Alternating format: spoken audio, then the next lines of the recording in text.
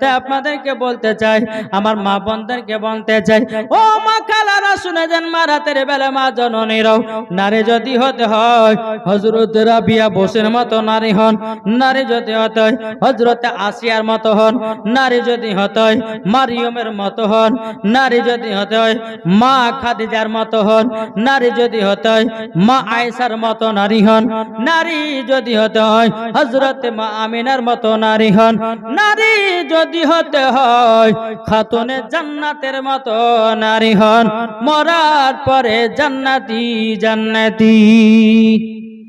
নামাজ নাই, রোজা নাই, হজ নাই, যাকাত নাই, সিরিয়ালে পাগল আর স্বামীর সাথে ঝগড়া করতে বাহাদুরে। নারী যদি হতে খাতুনে জান্নাতের মতো নারী হন, যেই খাতুনে জান্নাত জীবনে কোনদিন একটা মিথ্যা কথা বলেনি, মিথ্যা পথে চলেনি, তার নাম হচ্ছে খাতুনে জান্নাত। জোরে বলেন জি। যেই মা ফাতেমা জীবনে কোনদিন নাপাক ছিলেন না, নাপাক ছিলেন না, কোনদিন নামাজ কাজা করেননি, আর এখনকার আমার মা বোনের এরা জীবনে সিরিয়াল কাজা করেনি কোনদিন। হ্যাঁ, আজকে যদি বলছে মৌলানা ওবায়দুল ইসলাম জামাল ওয়াজ শুনবে তো সকালবেলা সিরিয়াল এখন দেখতেই হবে রে বাবু, নাহলে পরে মন ভরছে না। এক বুড়ি কানতে কানতে চলে আসছে, আমি যে দাদি কানছে না কেন, বলছে বলেন আব্দুর রহমানের বাড়িতে সিরিয়াল দেখছেন তো ওকে চাকু ভেরে মারে ফেলে, তাহলে ভয় কানছে ওর লেগে। এই তো বাবা জমানা চলছে। তাহলে বাবা যে মুসলমান টিভিতে যা দেখছে ওই দেখে কান্না করছে, বাস্তবে কান্না করো, কবরে কি করে থাকবা? ওই অন্ধকার কবর এমন একটা জায়গা বাবা যে মুসলমান সোনা মানিকেরা, অন্ধকার কবর যেই গেছে সেই বুঝেছে কবর কত ভয়ানক হতে পারে। ইমানদারের জন্য কবর হলো শান্তির জায়গা, আর বেঈমানদার হলো কবরটা হচ্ছে ভয়ানক জায়গা। তাহলে বলুন ইমানদার হয়ে মরতে চান না বেঈমানদার হয়ে মরতে চান? কোনটা গো? ইমানদার হয়ে মরলে পরে যেরকম একটা বাচ্চা ছিল মায়ের স্তনে দুধ পান করতে করতে ঘুমিয়ে যায়, ইমানদার মরণ ওই রকম হবে। আর বেঈমানদার মরণ হযরতে মালাকুল মাউত যখন একটা বুকের উপর হাত ছড়াবে, মনে সারা পৃথিবী আপনার বুকের উপর চড়েছে। সাবধান হন, নামাজ পড়ুন, রোজা করুন, কার কখন মরণের টাইম হবে কেউ বলতে পারবে না।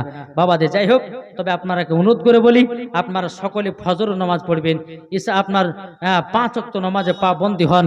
এই 5 ওয়াক্ত নামাজ যদি আপনারা সঠিকভাবে যদি পড়তে পারেন তো ইনশাআল্লাহ মরার পরে জান্নাতি হবেন। কিন্তু নামাজ পড়লে বাবা দিল পরিষ্কার করতে হবে, নামাজ পড়লে পরে অন্তর পরিষ্কার করতে হবে। এদিকে আল্লাহু আকবার করছে, ওখানে ইমামের নামে গিল্লা লাগা হয়েছে, তার নামাজ হবে?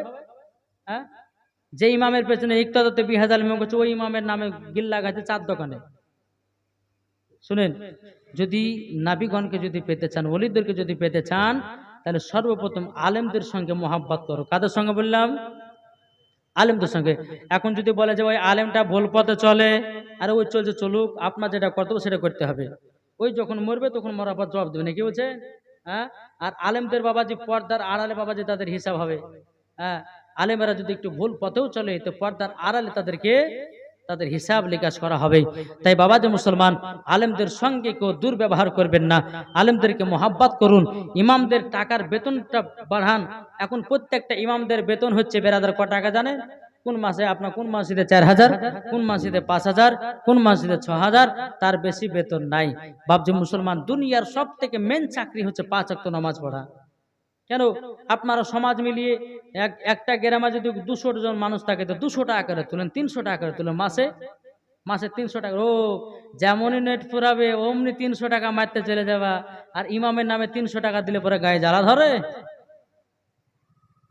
হ্যাঁ, তো বাবাজি আমাদের পরিস্থিতি খারাপ হয়ে গেছে, এই ইমামকে 100-200 টাকা দিতে মরে যায়, আবার নেট মারার জন্য বাবাজি শর্ট কোটি কোটি টাকা পেতে আল্লাহ মালিক জানে। খবরদার এই কাজ করবেন না। ইমামদেরকে ভালোবাসুন, ইমামদেরকে মোহাব্বত করুন, শ্রদ্ধা করুন, ইনশাআল্লাহ মরার পরে জান্নাতি হবে। যাক, আর আমি বসে লম্বা চড়া করছি না। আল্লাহ পাক আল্লাহ তাআলা আমাদের সকলকে সঠিক রাস্তায় চলা তৌফিক দান করে। জোরে বলুন আল্লাহুম্মা আমিন। একবার দুরূদ শরীফ পাঠ করুন। আল্লাহুম্মা সাইয়্যিদিনা মাওলানা মুহাম্মদ ওয়া আলা আলে সাইয়্যিদিনা মাওলানা মুহাম্মদ। একদিন তোমায় মরতে হবে, তুমি ভুলে যেও না,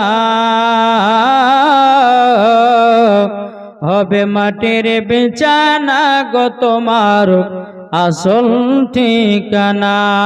জোরে বলেন।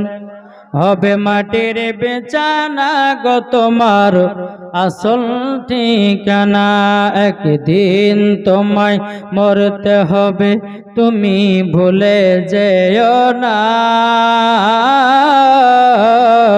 হবে মাটির বিছানা গো তোমার আসল ঠিকানা।